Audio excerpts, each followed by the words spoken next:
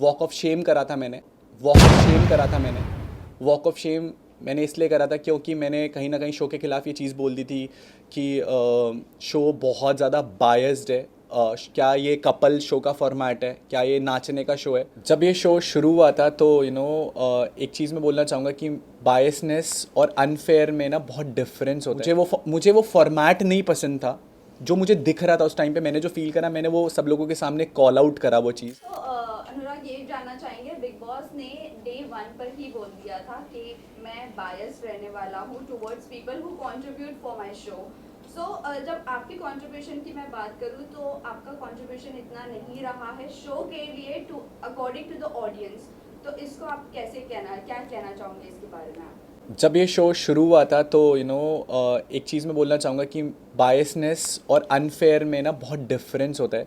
जब ये पहले हफ्ते में शुरू हुआ था तो हम लोगों ने अब तक बिग बॉस को एक रियलिटी शो के नाम से जाना गया है। एंड लोगों का एक विश्वास है कहीं ना कहीं यहाँ पर एक रियलिटी दिखाई गई है लोगों की। अब तक के जितने भी सीज़न गए हैं उनमें जो रिश्ते बने वो बहुत ऑर्गेनिकली बने। किसी का कोई लव एंगल बना है या फिर किसी को किसी के लिए फीलिंग्स थी तो वो कहीं ना कहीं एक ऑर्गेनिकली डेवलप हुई है। बट इस सीज़न, जब ये सीज़न शुरू हुआ था तो उस सीज़न में मैंने वो आवाज़ उठाई थी फॉर माई पॉइंट कि क्या ये कपल शो है। उस पॉइंट से मुझे वो फॉर्मेट नहीं पसंद था जो मुझे दिख रहा था उस टाइम पे। मैंने जो फील करा, मैंने वो सब लोगों के सामने कॉल आउट करा वो चीज़। अगर आपने वो 24/7 वाली लाइव स्ट्रीम्स देखी है ना, जो मेरे कट्टर ब्रो सेना ने या जो मेरे फैन बेस 2400 घंटे मेरे लिए देखते रहते थे मेरे को, तो आपने फॉर श्योर, मैं वो जर्नी देख करके आया हूँ, मैं वो जर्नी जी करके आया हूँ कि मैंने अपना 1000% दिया है। बहुत सारी ऐसी चीज़ें जो शायद ऑन एयर पे नहीं गई हैं। एक वॉक ऑफ शेम करा था मैंने वॉक ऑफ शेम मैंने इसलिए करा था क्योंकि मैंने कहीं ना कहीं शो के खिलाफ ये चीज़ बोल दी थी कि शो बहुत ज़्यादा बायस्ड है। क्या ये कपल शो का फॉर्मेट है, क्या ये नाचने का शो है। अगर मेरे को कहीं ना कहीं अगर मेरे को कपल शो में जाना होता तो बहुत सारे प्लेटफॉर्म्स हैं, ऐसे बहुत सारे शोज़ हैं जो कपल फॉर्मेट कहीं ना कहीं सपोर्ट करते हैं। उस पॉइंट से अगर उसी दिन से बहुत सारी चीज़ें ऐसी हैं जो ऑन एयर गई नहीं। इवन अभी जो आपकी फ्रेटर्निटी है उनसे मुझे फीडबैक मिला है। इवन मेरे पास अब फ़ोन की एक्सेस आ चुकी है। मुझे पता लगा जो मेरे 24/7 के जो लाइव स्ट्रीम्स थे, 2-2 3-3 4-4 घंटे के जो लाइव स्ट्रीम्स थे वो म्यूट कर दिए गए थे। मेरे फैंस ने मेरे को भी जस्ट टैग्स करके वो सारी चीज़ें ट्विटर पर ट्रेंड हो रही हैं। इस फ्रेटर्निटी के बहुत सारे लोगों के साथ मेरे इंटरव्यूज़ हुए हैं। इन 20 मिनट 25 मिनट के इंटरव्यू में अगर मैं आपको पूरी स्टोरी जस्टिफाई कर सकता हूँ कि मैंने वो 3 महीने में क्या फ़ील करा है, तो मेरे पास उन 3 महीनों में इतनी सारी चीज़ें थी जो मैंने कोशिश करी रखने की। शायद वो उस एंगल से कभी दिखाई नहीं गई। मैंने एक लाइन बोली थी और कि हम लोगों को कभी ना एज अ विनर नहीं दिखाएंगे। उस पूरे बिग बॉस के सीज़न में ये सबके सामने प्रूफ है कि आप वो सीज़न उठा के देख सकते हैं। केवल एक एक्टिविटी थी, आपको याद होगा जब यूट्यूब वर्सेस सेलिब्रिटी वाला एक एक्टिविटी हुआ था जिसमें मैंने ईशा के खिलाफ एक टास्क परफॉर्म करा था। एक वो एक्टिविटी और एक 31 दिसंबर 2023 की एक्टिविटी जहाँ पर मेरे को जस्ट सिल में बुला करके एक एक्टिविटी करवाई थी। मेरे पूरे सीज़न में उस बिग बॉस की तरफ से मेरे को केवल 2 बारी बुलाया गया था परफॉर्म करने के लिए। जहाँ पहला मेरा परफॉर्मेंस था इंडिविजुअल लेवल पे, मेरे को जितना परफॉर्म करना आता था मैंने परफॉर्म किया एंड आई वन। अगर आपको परफॉर्म करने का मौका ही ना दिया जाए तो आप अपनी काबिलियत कैसे साबित करोगे। आज शायद 108 कैमरा मौजूद नहीं है, बट फिर भी ये 108 कैमराज उस शो के अंदर मेरी वो रियलिटी नहीं जस्टिफाई करा पाए जो इतने कैमराज इस शो के अंदर है, जो एक रियल पॉइंट ऑफ व्यू दिखा पा रहे हैं। शो के अंदर एक बहुत मेन चीज़ थी जो चली थी, जो पॉइंट ऑफ व्यू को लेकर के चली थी।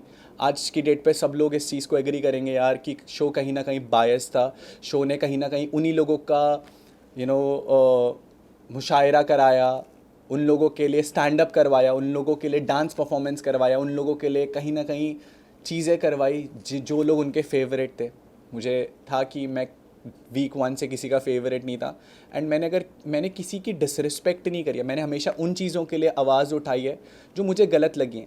मुनावर ने जब वो आयशा के लिए एक जो भी उसने आयशा के साथ किया, एक लड़की के लिए किया, पूरे घर में मैं ही वो अकेला इंसान था जिसने उसको मुंह पे जा कर के काउंटर करा था कि भाई तू एक नेशनल टेलीविज़न के एक नेशनल टेलीविजन पे तू एक लड़की के लिए इतना सब कुछ बोल रहा है, इतना सब कुछ किया, तूने नेशनल टेलीविजन पे एक लड़की को बोला कि मैं तेरे से शादी करूंगा जस्ट फॉर गेम पॉइंट, ताकि वो तेरे को एक्सपोज ना कर सके।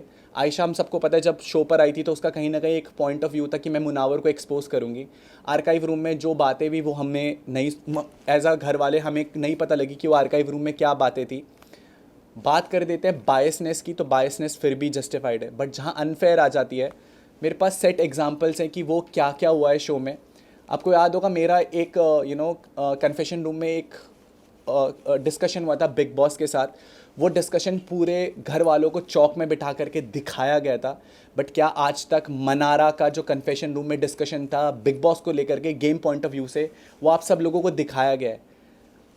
जो मुनावर का डिस्कशन था वो सब कुछ आपको दिखाया गया है। तो हम being a part of the game, कहीं ना कहीं हमें वो उस गेम में वो इन्वॉल्वमेंट ही नहीं मिली, हमें पता ही नहीं चल रहा था कि हो क्या रहा है। आज मैंने वो क्लिप्स देखी हैं तो मनारा को कहीं ना कहीं ये चीज़ बोली, दोस्त किससे दोस्ती रखनी है, किससे दोस्ती नहीं रखनी है। मनारा को ये चीज़, अगर मनारा और मेरी दोस्ती के लिए आज लोग बोल रहे हैं कि कहीं ना कहीं वो एक ऑर्गेनिक दोस्ती थी, कहीं ना कहीं वो एक सच्ची दोस्ती थी जो लोगों को पसंद आई है, उस चीज़ के लिए भी बिग बॉस ने एक चीज़ बोली गई है, आपको देखना पड़ेगा कि आपके सगे कौन है। मेरे पास ऐसे लाखों एग्जाम्पल्स हैं जहाँ पर कॉर्नर साइड लाइन करने की कोशिश करी गई। क्या आपको लगता है कि मैंने वो 3 महीने कुछ नहीं बोला होगा या मैंने कुछ भी परफॉर्म नहीं करा होगा? मैंने हर एक चीज़ परफॉर्म करी है। वो 24/7 की लाइव सीन में वो क्लिप्स हैं, बट मुझे लगता था यार मैं इतना सब कुछ कर रहा हूँ, इतना सब कुछ बोल रहा हूँ, बट उसके बावजूद भी लोग आकर के मेरे को ये बोलते थे कि यार कि तू कुछ नहीं कर रहा है। घर के बाहर लोगों को दिखा है। आप में से बहुत सारे लोगों ने आकर के बोला कि स्टार्टिंग में अनुराग यू केम आउट, जो मेरे साथ 4 हफ्तों के साथ 5 हफ्तों के साथ वो जो ब्रोसेना वाला पॉइंट हुआ था सलमान सर को लेकर के, एक थिन लाइन होती है एक जोक में और एक मॉकरी में।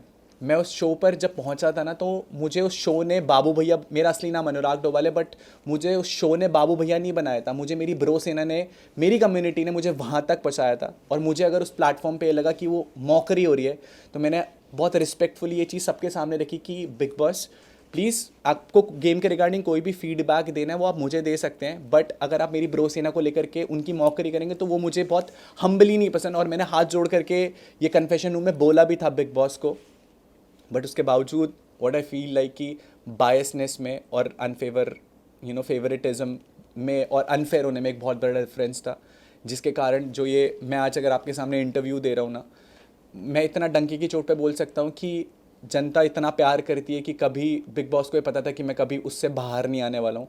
तो ये पहला षड्यंत्र जो रचा गया था वो ईशा के वाले टास्क वाले टाइम रखा गया था, उस चीज़ के लिए भी मैं आपको जस्टिफाई कर सकता हूँ। जब आपको याद होगा जब मैंने वो बोल फोड़ा था, इमोशनली मैं बहुत हाई था उस टाइम पर, क्योंकि किसी ने मेरी बहन के बारे में कुछ चीज़ बोली थी, मैंने किसी का गला पकड़ लिया। मैं रियल लाइफ में शायद वो इंसान नहीं हूँ कि जो इतना इमोशनली हाई हो जाए, क्योंकि मुझे पता है मैं उस चीज़ को बहुत ईजीली तरीके से डिफेंड कर सकता हूँ। बट जब नेशनल टेलीविज़न पे कोई ये सारी चीज़ें करेगा तो मैं चुप रहने वाला नहीं था। My whole point of saying is that कि अनफेयर हुआ, प्लान्ड इविक्शन था, मेरे को निकाला गया। उस टाइम जब ईशा ने वो डिसीजन फ्लिप कर दिया तो वो बिग बॉस की जो चाल थी वो पूरी नहीं हो पाई, बट सेकेंड टाइम मैं भी नहीं जीत पाया और मैं हार करके बाहर आ गया।